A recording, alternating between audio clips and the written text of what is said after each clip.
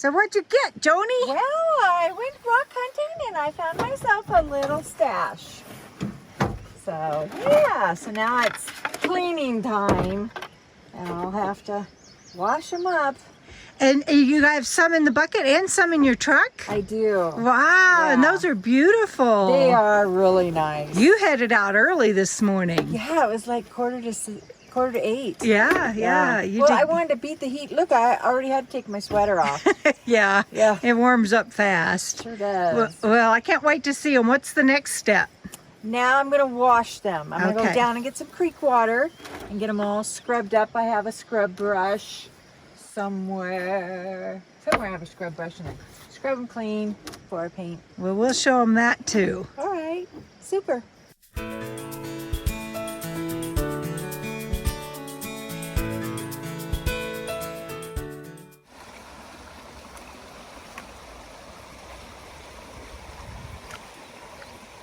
I like to have the rocks nice and clean before I paint them.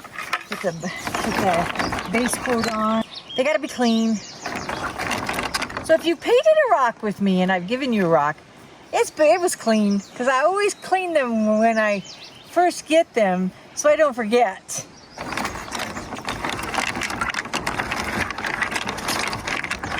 You need a rock tumbler. That would clean them nice. Nice rock. Woohoo! Yep. And that's what I do.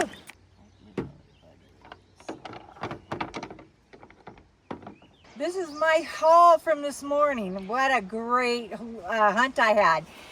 So I will just finish washing them. They'll sit out and dry for a while. I didn't get any small ones because I got these yesterday.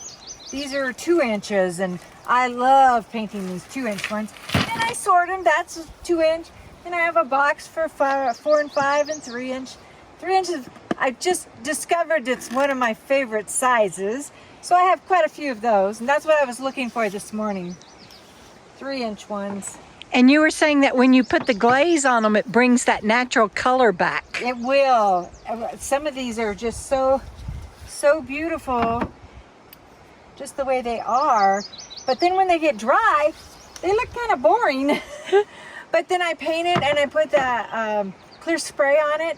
Then it will look like this again. Occasionally, I get one that has a funny crack like that, or really pock-marked.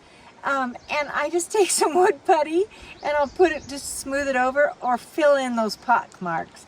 I had a really great find as far as shape one time, but I was so disappointed. The pock marks were so deep that I really couldn't paint on it.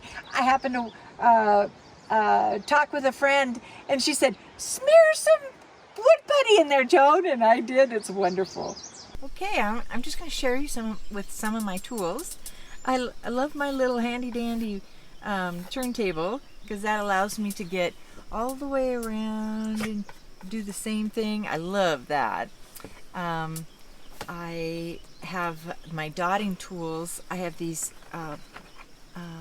they're called styluses, and originally they were used for manicurists made designs on people's nails, and now dot artists have discovered it for dot painting. And I have rods also, and they make a beautiful circle wherever I might want on my rock. I use a compass occasionally at the beginning of a rock. When I first get started, I might want to section it up into circles that way, or I might wait till after I've finished my inside circle part, the flower inside, and then decide to put a chalk circle on there in order to paint one of these dotted lines around. Oh, here's another tool that I found for marking. I don't use it much for the vertical lines, but I use it often to find that center spot where I can get started. And a lady in Australia does it. I bought it from. Let's see. Yeah. Oh, can't do any dotting or art without tweezers, whether it be scrapbooking or painting. I gotta have tweezers. And then my biggest tool are my paints. Can't do this without my paints. And then, of course, it goes into the stones. So the first thing I need to do is choose a stone. I have a box of stones that I can, when I'm out walking, I always picking up one or two that go in my pocket. Except one time I was at the beach and my sweatshirt's dragging way down here because I've got the whole pouch full of stones. So I have to pick a stone, and then the first thing I do is paint it black if I want a background. Some stones are absolutely beautiful and don't need to have that. And I did find a few yesterday, almost marble looking, and so I won't be putting a black on there. But I've tried other colors, and black just seems to make the colors pop, as you can see on the blue and the pink and the green and the purple. That black just does it. And the corals. This stone I'm just starting, or it's prepped. I'm going to make chrysanthemum out of this, and it will go, a second dot will go on it, and dark out to light. And that'll be a pretty stone when it's finished. Pretty painting, pretty flower. So you actually have another tool that you're not telling people about, and I'm gonna surprise you. I'm gonna let you look around your table and guess what it might be. Okay, well, looking at the table, I'm thinking, well, yeah, that's true. I really can't do without my paper, but my entertainment while I'm painting, sure. Sometimes it's music, sometimes I'm I do have a amplifier for the sound, and I watch YouTubers. I have a couple dot artists that I watch quite often, and of course YouTubers for Nomad and Land. And then I have I watch movies. I have Netflix and Hulu. I can watch my live TV. I do that too. I like to watch Fox News. So yeah, I do keep myself entertained while I'm painting. Okay, so we have to tell them about that beautiful rock that you're holding, because it happens to be one of my favorite. Well, of course it's going to be your favorite because it is yours. It has your colors in it. It has your yellow and corals, and that little bit of that dark turquoise sits on your sticker, your cocoa sticker.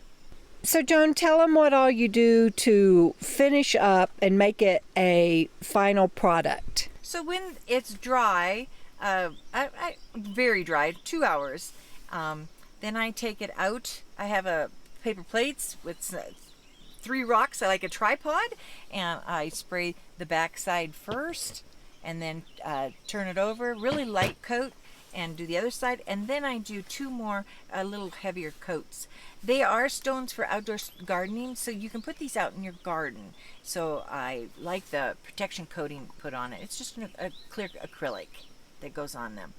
So I don't sell my painted dotted stones, but I'd like to. I like selling them, and so I don't want to bother with the shipping cost of it right now for myself, but also for people who buy them. That it's pretty expensive to send this little tiny rock, so I don't like to do that. So when I land somewhere and there's people, yeah, I put a table out and put them up for sale. Yes. Yay!